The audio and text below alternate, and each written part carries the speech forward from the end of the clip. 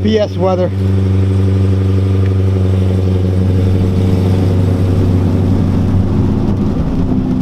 Love the downshifts on this car. Alright guys, it's Johnny GT. Another exciting video for you guys. Why am I driving in the rain? You probably know that by the thumbnail. Alright guys, I'm doing a video on how the Scat Pack and probably other rear-wheel drive performance cars do in the rain. Oddly enough, or maybe not oddly enough, it's one of the common questions I get. A couple of questions I get that kind of surprise me quite often, considering we all kind of know what this vehicle is what kind of gas mileage does it get and how does it do in bad weather, snow and rain in particular. So today is a nice rainy day. I figured it's a perfect opportunity to take this car out and film how the car actually does in the rain, so you guys will actually get feedback as I'm driving. So just as a quick background, the car is on all-season tires, not the factory. I can't remember what it is. I'm sure I'll flash it up on the screen somewhere, but these are all-season 275s. Ooh. Alright, so let's kind of get into the video. I want to kind of give you guys my feedback, and I want to kind of answer the question, is it good in the rain? So I'm going to answer this question two different ways. I'm going to answer it in my opinion, is it good in the rain? And I'm going to kind of get into what I don't like about it in bad weather, so you could decide if it really is the appropriate vehicle for you. So the short answer is it like good enough in the rain? Yes, it is. You could drive this car in the rain. It's totally feasible. However, there are a few catches, and I kind of want to get into that. So first things first, I want to talk about acceleration. So as you kind of saw back there, I kind of dabbed into the throttle a little bit, and the car completely lost traction. Rear end got a little shaky. Traction control kicked right in. So that's first thing. The car is equipped with a reasonable traction control. As long as you keep it on, it will pretty much kick in when it needs to be. Keep in mind that my car is set on a default that when I actually put it in sport mode, which I do quite often, it does kick my traction control off. So keep that in mind, guys. So with that being said, I'm going to dive right into the biggest issue with the car that gets me nervous. So right now we are looking at, I'm sure I'm flashing up some shots of what this is like, but right now we're kind of looking at mediocre rain. We're looking at like normal down. The roads are pretty soaked, but it's not crazy.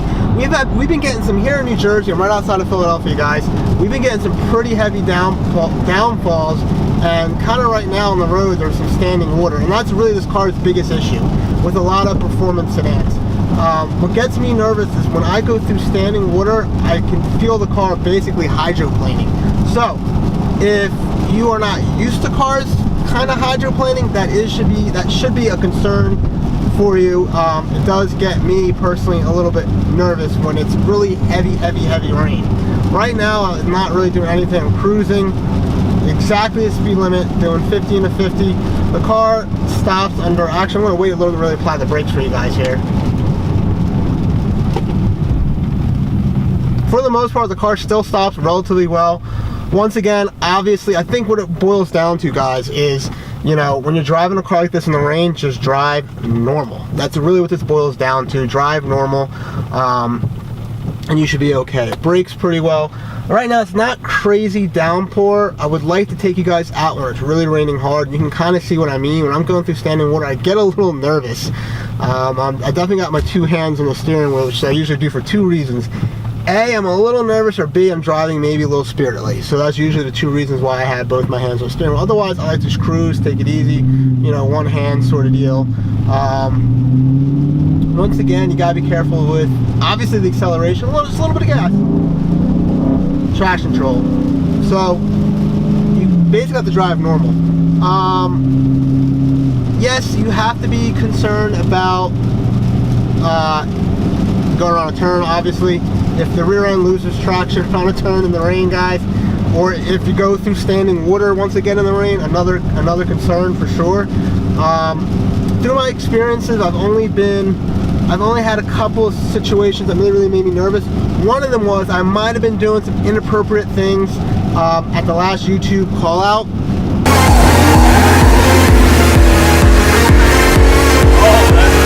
That's a good one.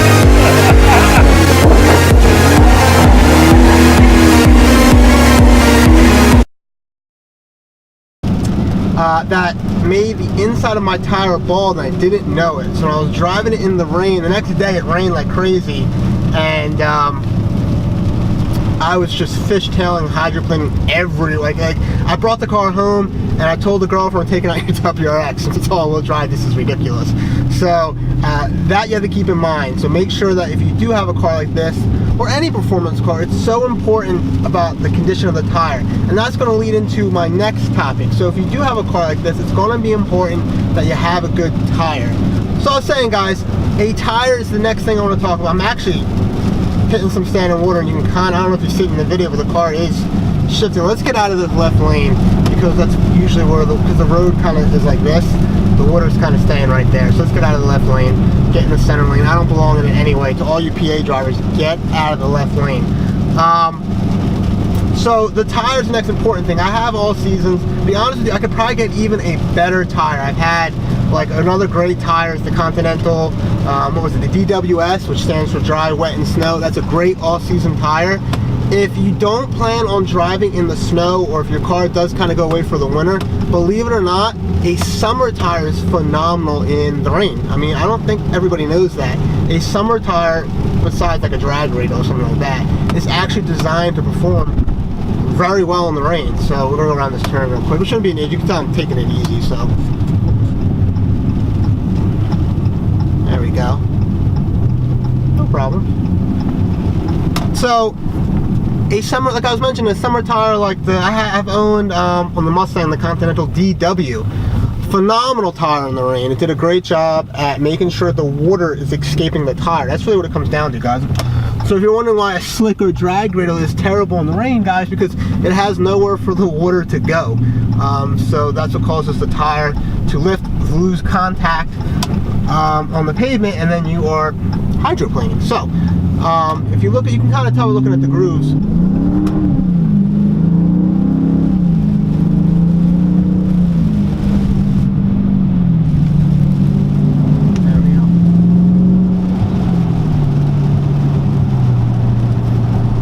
So don't go cheap on the tires.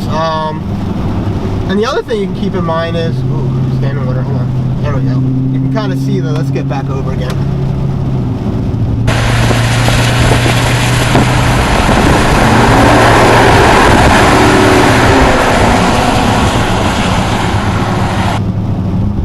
In a weird way, I kind of do wish it was raining like harder. We've had some crazy downpours. You guys can see how this car does get a little uncomfortable at times. So I'm hoping this video is helping you guys figure it out. You know, if you've had, let me say this, if you've had other rear-wheel drive performance cars, particularly 8 cylinders, especially more modern day ones, and you're comfortable with that, you should be comfortable with the Scat Pack. If you're kind of new to the game, you're looking at any car. If you're looking at a Mustang, a Camaro, a Charger, a Challenger, or any other type of high performance rear-wheel drive car, this is still a good video. It still kind of applies, right? It's still a lot of torque. Getting fed to the rear tires with rain, so this video still applies to you. Another example is actually when my girlfriend got her WRX, she was actually looking at the new S550 Mustang, and one of the reasons why she wasn't interested in is because she's never owned a fast rear-wheel drive car. Her car previously was a turbocharged Beetle, front-wheel drive. So she said, you know what, I'm just not comfortable with that. I want to get the WRX, the car she always wanted since high school, and it's all-wheel drive. In that sense, it is safer. She slapped some snow tires for the winter, and that car is just an absolute blast in the snow. Actually, it's fun, to be honest with you. Fun fact about the WRX, so you guys know, that car usually comes equipped with summer tires. And like I said, a summer tire is great in the rain. It's not designed for snow. So keep that in mind if for some odd reason you're looking at WRX. So snow, I'll talk about snow for a second. I'm not driving in snow, but I've driven this car in the snow before. I have a video, I'll put the link in the description, on driving in the snow. I took my Mustang out in the snow and did a video on that. And basically that video, the car had snow tires. So if you are looking at a high performance car like the Scat Pack or 392 or a Hellcat or whatever, to be quite honest with you, a snow tire is a night and day difference. So check that video out. I would highly recommend that if you plan on driving in the snow with a performance car, any performance car for that fact, a snow tire is a good investment. It's very worth every penny. I think I touched on everything I wanted to touch on. I apologize, guys. I'm kind of doing this on the whim. I figured it's raining. Let me go out and see how the car reacts, and you guys can see firsthand how this car drives. So I think I touched on everything. I gave you my input. I hope we gave you enough information so you can decide if this is the right car for you as far as driving in bad weather. Like I said, it is a question I get, that and gas mileage, which by the way, I'm getting 18 miles a gallon right now, not bad. It's not uncommon for me to get 19 to 20, just in case you're wondering. That's with a lot of highway driving though. So if you have any questions below, and I love when people comment by the way, so comment below and let me know what questions you might have about this car at all, in particular about bad weather. I've tried my best to answer it for you. Make sure you like this video, because who else takes their car out in the rain does a video but this guy right here. So like that video, subscribe. I have plenty of content coming. I have my Supra that is almost done. Who doesn't like a Supra? I'm about to. I just got my built short block and my built trans back from Freed Engineering, which is a shop relatively, well, it's 2 hours from me, but close enough that has a good name to them. And I want to get that car done. So subscribe, guys. I'm going to go back to driving and focusing on the rain on the road, so this video doesn't turn into I told him my Scat Pack video. I'll catch you guys next video. Take it easy. Peace.